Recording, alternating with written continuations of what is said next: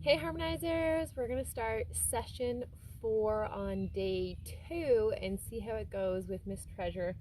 Hopefully we'll be able to do our approaching and kind of touching a little bit easier. We'll see how it goes.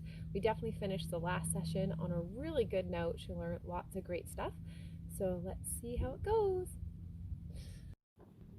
So first off, I wanted to show you guys how the approach went this time. So I go up to her, I'm just kind of walking, and then I want to kind of offer her the food, but ask her to kind of come towards me to get the food. So I'm just kind of stand kind of still. She knows the food bucket's there. You can see she still has a little bit of reluctance and kind of unsure. She kind of looks at me, looks away a little bit. And I'm just using my voice a little bit to kind of say, like, yes, like, good girl. This is all really good. And she's kind of looking at me a little bit, and I'll take a step back here to try to just take the pressure off a little bit to reward her for looking, and then kind of reapproach carefully and still offering her that food. And then there, this time she comes on over, and I hold the bucket kind of close to me so that way she has to come pretty close to me to be able to eat that, so she can't eat it at an arm's length or something like that, because I'm trying to build up her confidence with being close to me, so I don't want to be super away. And then as she starts to come over towards the bowl, I kind of, move my hand a little bit and say, like, okay, I'm gonna like touch you, kind of prepping her for the idea that my hand's gonna move and that my hand is gonna touch her. And it's hard to tell from this angle, but I'm rubbing her face there, so she's letting me rub her face, and she's getting some positive reinforcement. So then after she lets me touch her face, I reach out and I start rubbing her neck a little bit, which she kind of leans away a little bit, which kind of lets me know, okay, she's a little bit unsure.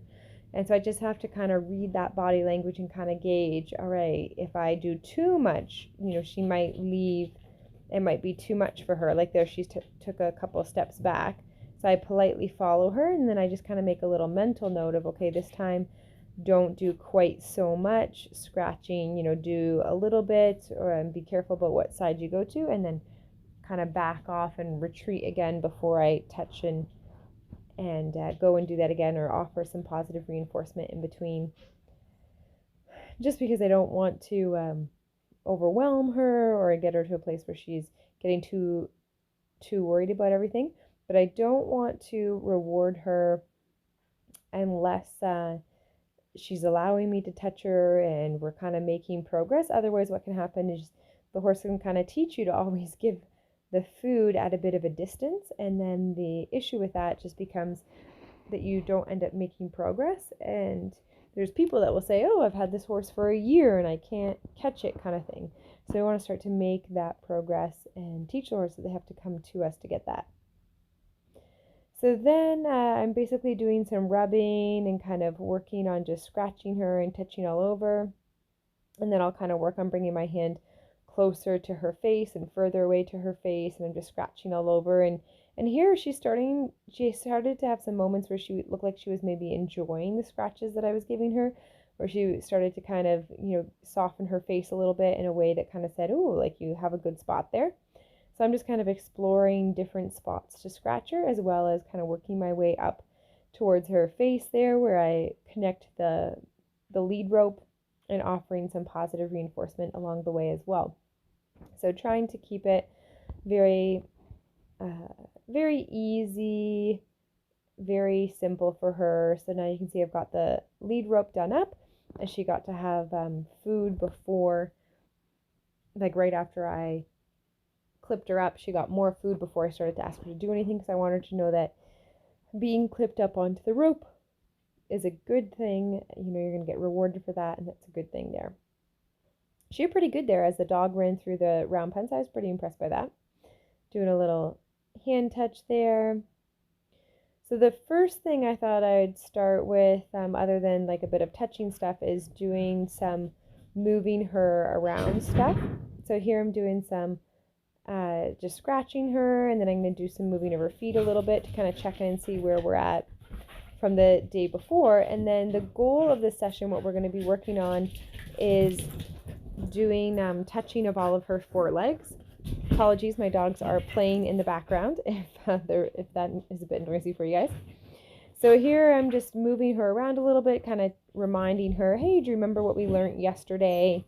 It's giving me a chance to kind of see where she's at mentally and if everything's still making sense for her. And it also kind of lets me start touching her a little bit and, reaching out on the sides and stuff like that and having a bit of purpose to that touch as well.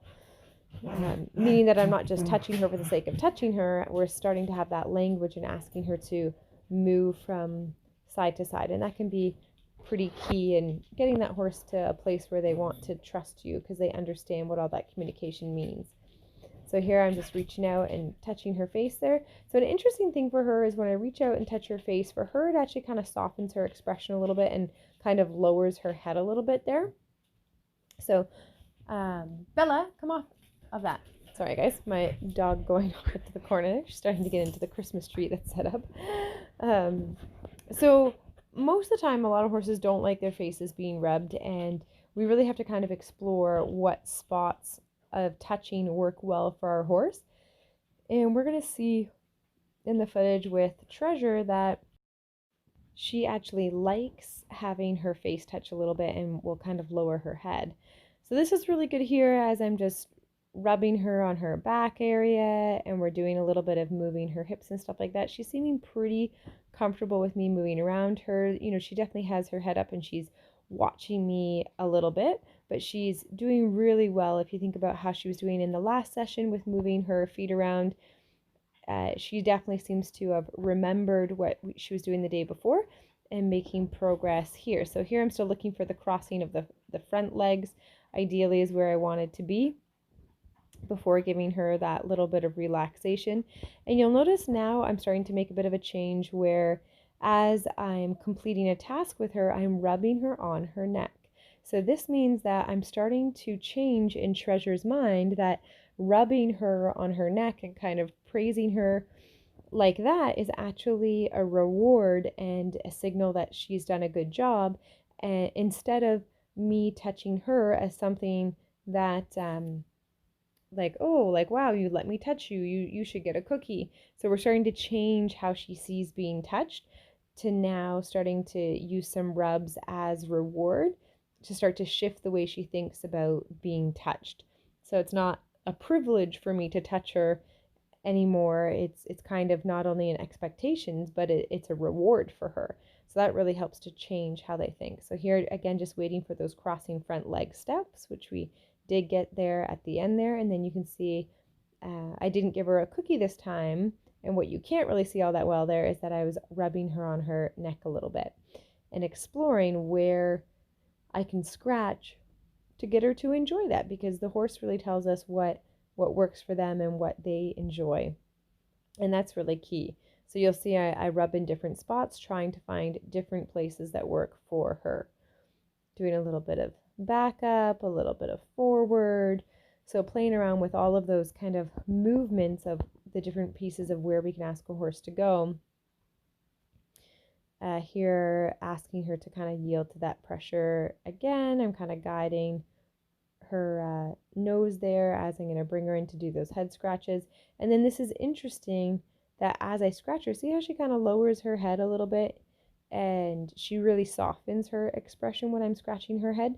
Whereas some horses, when you scratch their head, they'll kind of turn their head from side to side and they won't like it as much. Whereas she just kind of lowers her head and she was kind of staying there and even kind of rotating into me, so I would kind of scratch more near her ear, which I thought was interesting. So she was kind of enjoying that a little bit. But sometimes when I go to touch her head, initially she kind of braces, so I guide her head to stay straight. And then here just offering her some positive reinforcement with the food rewards, just to kind of reiterate to her that that's a good thing.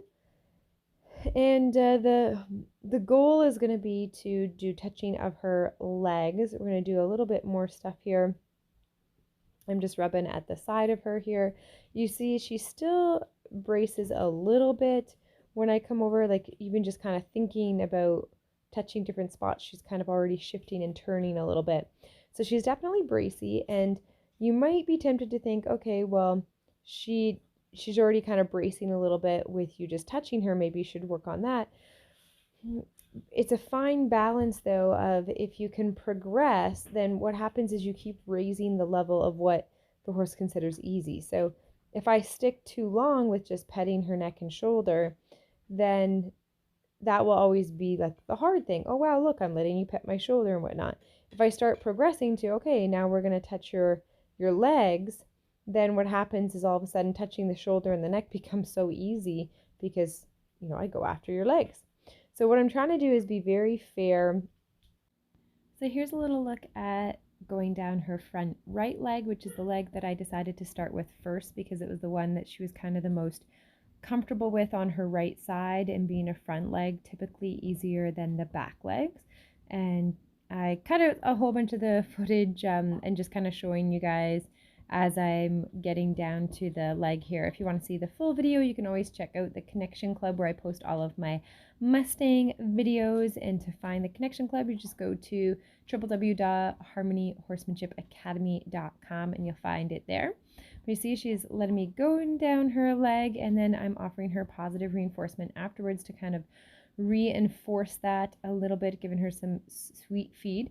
And you can see she's super duper polite, like as I'm working on her legs. She doesn't actually try to go for the bucket or anything like that. The bucket's over there, it's totally accessible with the grain ready, and she doesn't try to drag me to it or anything. I know a lot of times when people use positive reinforcement, people are so quick to judge and say, oh, the horse gets really bad manners and that sort of stuff.